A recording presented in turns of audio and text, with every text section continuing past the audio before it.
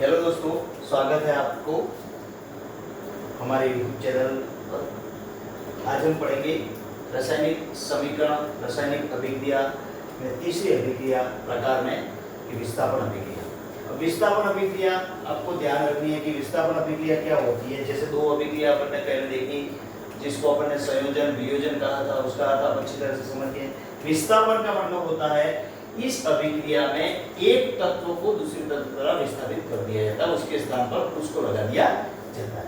जैसे कि यहाँ पर उदाहरण है Fe प्लस CuSO4। तो यहाँ पर आप देखोगे क्या होगा, FeSO4 प्लस Cu। फेरस है वो कॉपर सल्फेट के साथ अभिक्रिया करेगा तो फेरस सल्फेट और कॉपर बनेगा। ये फेरस है, ये कॉपर सल्फेट है, ये फेरस सल्फेट बना और ये कॉपर। तो आपने देखा इसमें क्या हो गया, फेरस है वो कॉपर को विस्थापित कर रहा है, कॉपर को हटा रहा है वहां से, ठीक है, और कॉपर की जगह वो बैठ गया, यहाँ पर फेरस सल्फेट हो गया और कॉपर। ये इसको अपन विस्थापन अभिक्रिया कहते हैं। इसके अलावा ये Zn है, इसी के साथ क्रिया है CuSO4, तो यहाँ पर ZnSO4 प्लस Cu हो जाएगा, कॉपर अलग निकल जाएगा। Zn है वो कॉपर के साथ कॉपर को प्रतिस्थापित करके उसके स्थान पर बैठ जाता है। ये कॉपर सल्फेट है, ये जिंक सल्फेट है। इसके सबके नाम, सभी सूत्रों के नाम में अलग से वीडियो बनाऊंगा, आपको अच्छी तरह से याद रखना है। उसके बाद एक और इसी टाइप में Pb प्लस CuCl2, इसको लेड कहते हैं। कॉपर क्लोराइड, कॉपर क्लोराइड, इन दोनों में क्रिया होती है तो क्या बनेगा, PbCl2 plus Cu, lead chloride बनेगा और इसके द्वारा भी ये विस्थापित कर दिया जाता है। तो इसको कहते हैं अपन विस्थापन अभिक्रिया।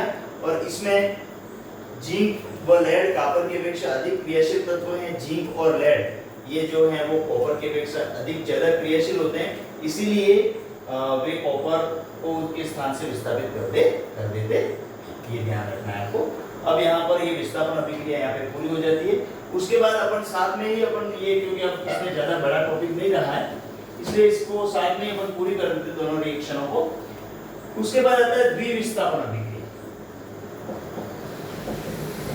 द्विविस्थापन अभिक्रिया,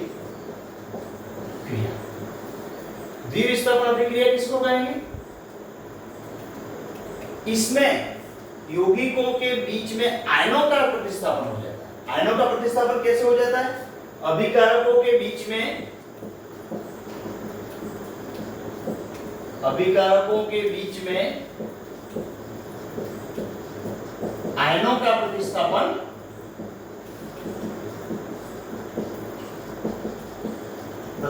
हो जाता है, ठीक है। अब कैसे, एक ही एग्जांपल इसमें अच्छी तरह से आपको ध्यान में रखना है। जैसे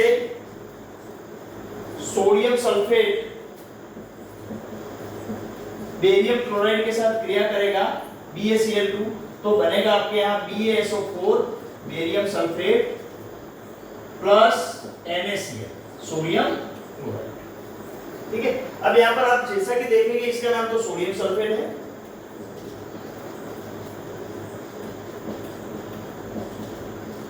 ये बेरियम क्लोराइड है,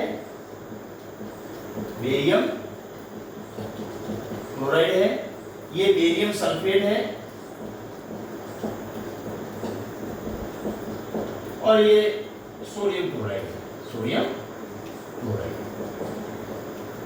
तो यहां पर आप देखिए क्या हो गया, यहां पे इसको संतुलित करना तो यहां तो लगा दीजिए। यहां पे क्या हुआ देखिए, सोडियम है, उसने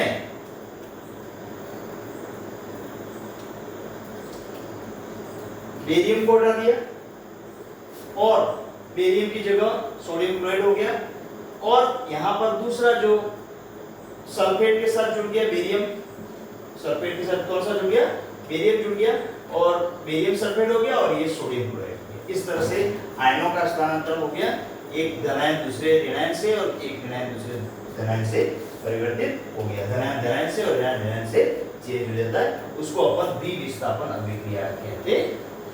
तो इसकी परिभाषा क्या होगी कि जिनमें अभिकारकों के बीच में आयनों का स्थानांतरण होता है उसको अपन क्या कहेंगे, द्विविस्थापन अभिक्रिया कहा जाता है। तो ये यहाँ पर अपन दोनों चीजों को ले लिया अपन, विस्थापन द्विविस्थापन। अब मैंने आपको चारों प्रकार की जो समीकरणें होती है, रासायनिक अभिक्रियाएं जो होती हैं,